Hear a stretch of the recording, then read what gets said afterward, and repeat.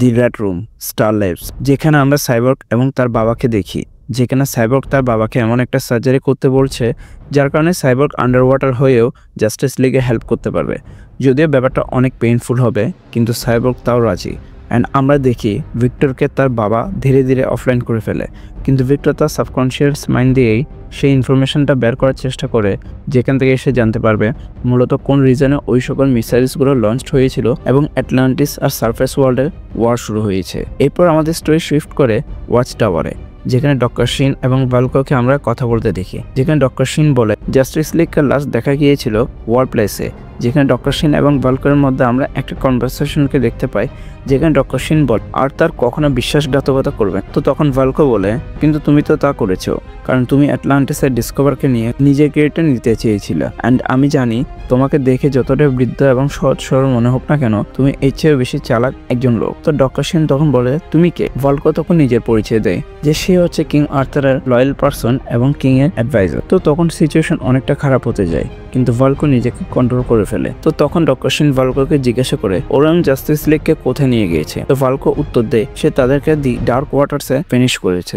এরপর আমরা অ্যাকুয়াম্যান এবং ব্যাটম্যানকে দেখি, যেখানে ব্যাটম্যান একটা অ্যাটলান্টিয়ান শেলের মধ্যে ট্র্যাপড হয়ে রয়েছিল এবং অ্যাকুয়াম্যান চেষ্টা করছিল কিভাবে ব্যাটম্যানকে ওই শেল থেকে বের করে নিয়ে আসা যায়। আর এখান থেকে জানা যায় অ্যাকুয়াম্যান ব্যাটম্যানকে এই জায়গার কথা বলেছিল যেখানে ম্যান ইটিং ক্রিয়েচার্স গুলো রয়েছে, এবং আমরা দেখি কিছু রাক্ষসের স্বভাবের মাছ অ্যাকুয়াম্যানের দিকে এগিয়ে আসছে।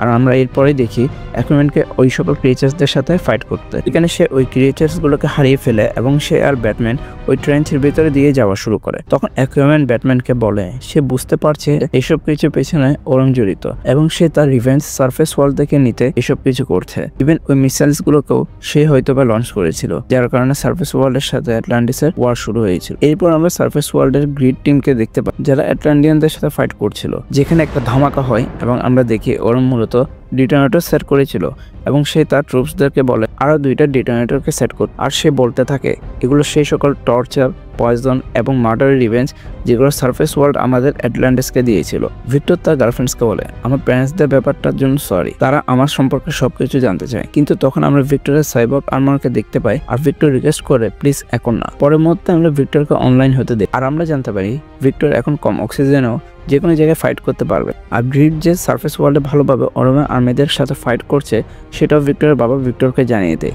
তখন ভিক্টর স্টার লাইফ থেকে বেরিয়ে আসার সময় আমরা মীরাকে দেখতে পাই আর তারা এখন যাবে হারিয়ে যাওয়া জাস্টিস লিগকে খুঁজতে। অন্যদিকে আমরা অ্যাকুয়াম্যানকে আর ব্যাটম্যানকে দেখি ওই ট্রেঞ্চের আরো ভিতরে যেতে, যেখানে ব্যাটম্যান ডিসকভার করে দেওয়ালগুলোতে একটা কিং তার হাতে একটা সেপ্টারকে ধরে রেখেছে এবং অ্যাকুয়াম্যান যে সেপ্টারের কথা বলছিল এটা দেখে সেটার মতোই। কিন্তু এরপর একটু সামনে গিয়ে তারা দেখতে পায় ওয়ান্ডার ওম্যান এবং সুপারম্যানকে, যাদেরকে ব্যাটম্যানের মতো শেলের মধ্যে বন্দি করে প্যারালাইসিস করে রাখা হয়েছে। আর তাদের কাছে যেতে অনেকগুলো ক্রিয়েচার্স তাদের উপর হামলা করে বসে। সিচুয়েশন তখন আরো বেশি খারাপ হতে যাচ্ছিল, কিন্তু এখানে সাইবর্গ আর মীরা চলে আসে এন্ড ওই ক্রিয়েচার্স গুলোর সাথে তারা ফাইট শুরু করে। তখন অ্যাকুয়াম্যান মীরাকে জিজ্ঞাসা করে তারা কিভাবে এই লোকেশনটা পেয়েছে। তো তখন মীরা বলে সাইবর্গ মূলত ব্যাটম্যানের সাথে একটা ট্র্যাকারকে লাগিয়ে দিয়েছিল। এরপর তারা সুপারম্যান এবং ওয়ান্ডার ওম্যানকে রেস্কিউ করে এবং তাদেরকে নিয়ে সারফেস ওয়ার্ল্ডের দিকে যেতে থাকে। কিন্তু আমরা দেখি সারফেস ওয়ার্ল্ডে অলরেডি ট্র্যাঙ্কস থেকে বেরিয়ে আসা ক্রিয়েচার্স গুলো চলে এসেছে। তখন অ্যাকুয়াম্যান বলে যদি তারা এখানে না থাকে তাহলে আমার ভাই মনে হয় তাদের কন্ট্রোল করছে।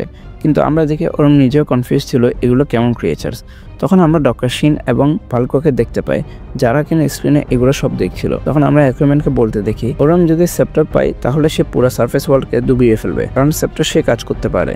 তো সাইবর্গ তখন বলে তাহলে সে ডিটোনেটর কেন ইউজ করবে, কারণ সে সেপ্টার ইউজ করতেই তো পারতো। তখন স্টার লেভেল ভিক্টরের বাবা জানতে পারে মিসাইলস গুলো লঞ্চ করার পেছনে সিলাস নামের একজন জড়িত। অন্যদিকে ডক্টর শিনকে কে যেন তার নাম ধরে ডাক দিয়েছে। সাইবর্গ আর্থারকে বলে সে মিসাইলস গুলোকে কে লঞ্চ করেছে সে সম্পর্কে জানতে পেরেছে। আর অ্যাকুয়াম্যান বলে সেপ্টার ইউজ করছে না কারণ তার কাছে সেপ্টার নাই। আর আমরা দেখি ভালকো সজোরে ডক্টর শিনকে থাপ্পড় মেরে বসে। আর আর্থার জানতে পারে ওরম নয় অন্য কেউ এই ওয়ার শুরু করেছে। আর আমরা ভালকোকে বলতে দেখি ডক্টর শিন তোমার কারণে আর্থারকে অ্যাটলান্টিস থেকে চলে আসা লেগেছে, তোমার কারণে আমি বন্ধু হয়েছিলাম। তুমি আর্থার আর ব্ল্যাক প্যান্থারের মাঝে রিভেঞ্জ ক্রিয়েট না করলে এমনটা হতো। আর ওরা আমার সাথে যা করেছিল এখন তারা সবকিছুর জন্য রিগ্রেট করবে। আর তখন আমরা ভালকোর হাতে ওই সেপ্টারকে দেখতে পাই।